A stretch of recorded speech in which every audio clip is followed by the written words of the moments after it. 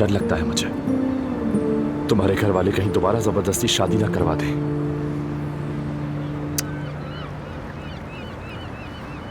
अब ऐसा कुछ नहीं होगा। हो सकता है कि उनके दिल में कोई ख्वाहिश रह गई हो, लेकिन अब ऐसा कुछ नहीं होगा। अब वो मुझ पर कोई जबरदस्ती नहीं कर सकते। बहुत कुछ बदल चुका है, बहुत कुछ गुजर चुका है।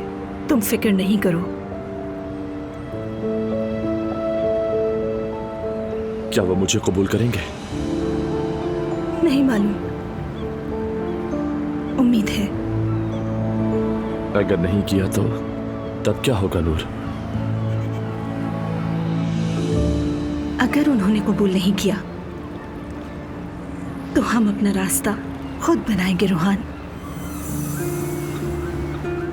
क्या सच में?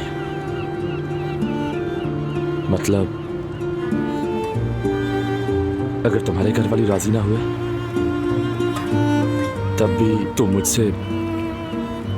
तब भी मैं हर कदम तुम्हारे साथ हूं।